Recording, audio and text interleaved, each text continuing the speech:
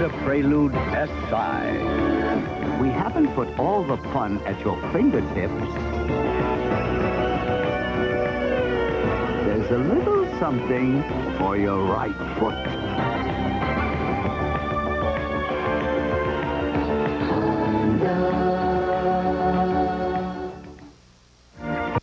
Academy Award winner Jack Lemmon talks about his latest film, Macaroni, on Entertainment Tonight, after the News 8 update, next on Channel 8.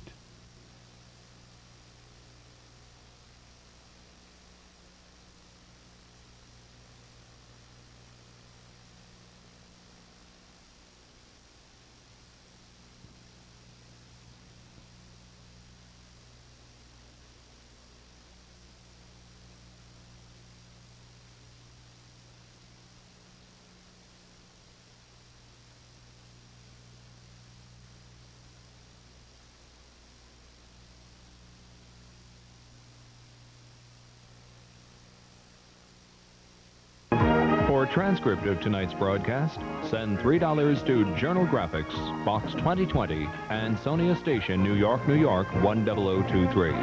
This has been the ABC News Magazine 2020.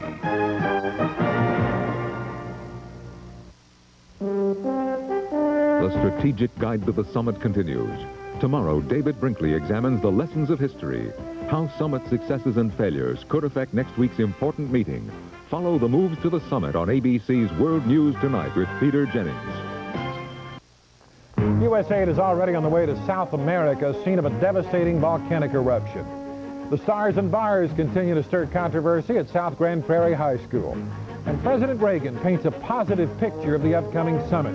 We'll have these stories, part 3 of Business or Pleasure, plus my perspective on political choices. It's all next on the News 8 Update. You're seeing and hearing something extraordinary. A digital electronic instrument that feels like a piano, but can sound like 16 different instruments. That can make one person sound like a group. That's so sophisticated, it can talk to a computer. Yet so easy to use, even a child can play it. Even you can. The clavinova from Yamaha.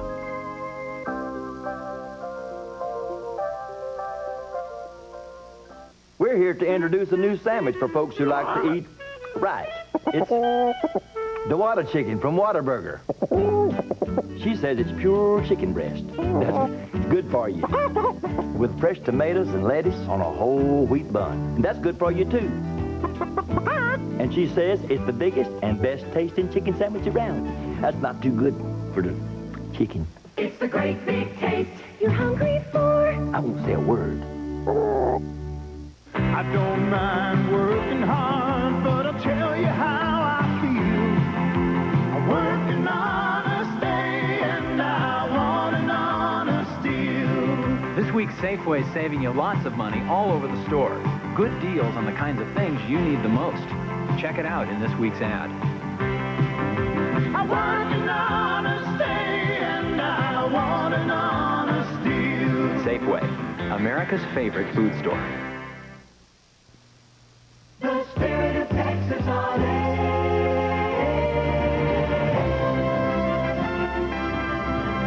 This is the News 8 Update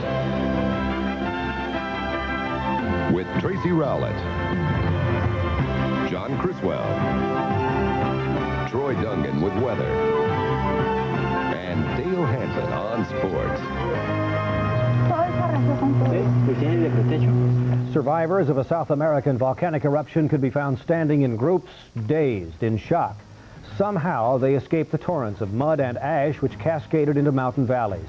But tonight it is thought as many as 20,000 of their Colombian countrymen may be dead, making this one of the worst natural disasters on record. Hundreds of bodies are being brought to a soccer stadium near the scene of the eruption tonight.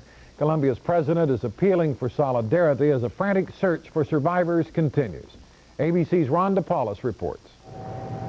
As the day wore on, the full impact of the devastation caused by the eruption of the volcano Nevada del Ruiz became more and more apparent as government rescuers surveyed the damage from the air.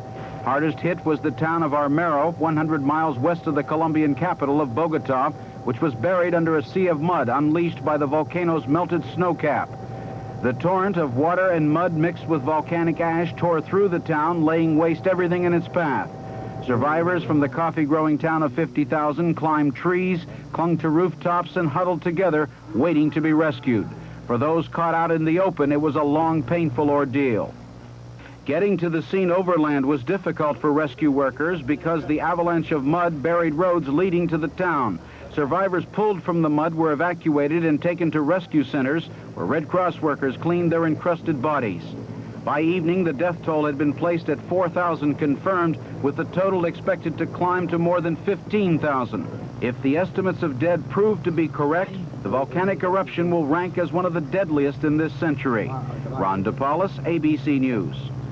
1 hour from now on Channel 8, Nightline has the latest on the Colombian volcano. John? Tracy, President Reagan struck a positive note tonight on the eve of his summit conference with Soviet President Mikhail Gorbachev. While the president outlined his hopes in a national address, a group from Dallas also met to share its perspectives. Tonight, Channel 8's Jane Peterson joins us with details. Jane. John, the group is called the Dallas World Affairs Council, and most people we talked to tonight were rather more candid in their reservations about the summit, believing chances for a significant breakthrough are either slim or nil. But in the main, they support the president's attempt, which he discussed in tonight's address. We go without illusion, but with hope. Hope that progress can be made on our entire agenda. An agenda, the president said, which includes an American offer to reduce comparable nuclear systems by 50%, in effect striking a balance to prevent both sides from having a first strike capability. But the president also spoke of past failures, mentioning the attempts of his predecessors to reach a stable peace with the Soviet Union, each time without full success. Despite that, Reagan pledged to try again. While it would be naive to think a single summit can establish a permanent peace, this conference can begin a dialogue for peace. So we look to the future with optimism, and we go to Geneva with confidence. Here at home, the Dallas World Affairs Council listened to a separate perspective from an East Coast defense expert who told them not to expect a significant breakthrough. To expect change, and by this we mean change in the form of an improvement in relations, is to confuse style and personality for substance and reality. As for the audience, no one actually opposed the summit, though all appeared skeptical. Well, it appears as though actually it's going to be largely cosmetic. I'm afraid I'm not terribly optimistic. It seems that there's going to be a lot of window dressing and perhaps a lot of talk. I do hope they at least keep the communications open. Otherwise, to expect that Russia will give up what they want, what they have been maintaining, would be quite impossible. And of course, keeping that communication going is all that many political observers believe will happen in next week's summit. A goal, however, that no one is taking lightly. Tracy? Thank you, Jane. Back home, a first-time babysitter is being sought tonight for the kidnapping of a 2-month-old infant from Coppell. Jennifer Sutton started a new job yesterday, and she left her daughter, Mallory Elizabeth, with a woman who answered a newspaper ad for a babysitter. When Sutton came home, her daughter was gone. She must have been planning this the whole time, because it sure wasn't easy setup. I mean, real easy. She just came in and just took her. Police have released this composite sketch of the suspect.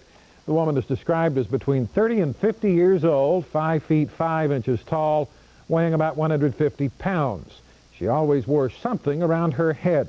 Coppell police hope other parents who may have interviewed the babysitter will contact them. In Fort Worth tonight, a jury has found 24-year-old Ronald Aldridge guilty of capital murder. Prosecutors say they will ask for the death penalty. It took the jury almost 5 hours to reach that guilty verdict. Aldridge was accused of murdering 19-year-old Carla McMillan Otto during a robbery at a Fort Worth restaurant. During closing arguments, defense attorneys said Aldridge's shotgun went off accidentally. The prosecutors called him a cold-blooded murderer. The jury starts hearing testimony about punishment tomorrow, and since Aldridge could be sentenced to death, that part of the trial may take several days. The Bhagwan Sri Rajneesh pleaded guilty to immigration charges tonight and left the country. A Rolls-Royce limousine brought the self-proclaimed guru of the rich to federal court in Portland, Oregon late today. Rajneesh received a 10-year suspended sentence for arranging sham marriages for foreigners. He agreed to pay a $400,000 fine. He'll not be permitted to return to the United States for at least 5 years. And as he left court, he said he never wants to come back. Tonight, he's flying home to India on a chartered jet. For years, the South Grand Prairie High School football team has taken the field by running behind a Confederate flag. But the flag became part of a controversy this year when one black parent refused to let his youngster play football under the banner. Tonight, the Grand Prairie School Board heard arguments from both sides of that issue, and Channel 8's Gary Reeves was there. The controversial Confederate flag was slightly changed for last week's South Grand Prairie High School football game, but changing the colors on the stars and bars didn't diffuse the controversy. Members of the local NAACP chapter carried picket signs and called the flag a symbol of racism and an insult to black people. But flag supporters brought their own Confederate flags to the game. They call this a non-issue, a crusade by outsiders. They say the flag is not controversial to the school or its students. So tonight, the Grand Prairie School Board invited comments from the public. In the audience, not only the NAACP, but also members of the Ku Klux Klan. Fred Coleman Sr. is a man who refused to let his son play football under that rebel flag. Why do we have to support someone that do not represent our interests, you know? I can understand why this board don't have a problem with the flag, because no one on this board ancestor was in slavery. No person has ever been asked to honor the rebel flag. It is simply a symbol of South and the North, which has been forever and will probably be forever. And in speaking of slavery, I don't think that any of us want to go back to that time. I don't think that any of us want to be reminded of that time. The school board president here has expressed a desire to let the students and the school handle this problem, and many students have come here, both black and white, expressing a desire for a chance to do just that. But at the same time, the head of the NAACP says this is an issue for the adults to handle, and he says he won't let the pressure off until the flag is banned forever. Gary Reeves, Channel 8 News. Grand Prairie School Board president has promised the board will deal with the flag issue in a timely manner. The San Antonio City Council tonight passed an ordinance barring unescorted children from attending city arena rock concerts with sexually explicit lyrics. The council heard arguments from both sides of that issue for 3 hours tonight before adopting the ordinance in a vote of 7-3. One woman thought the restriction should apply to all children under 18. But as it stands, the new rule applies to concerts in the city-owned arena only, and only for those 13 years of age and under. Now, still to come on tonight's update, business or pleasure. A continuing look at the distinct advantages of working for Texas state river authorities. Also ahead is American wine before its time. We'll see how it stacks up against Europe's finest vintages. And I'll have a perspective tonight focusing on two men who want to sit on the state Supreme Court.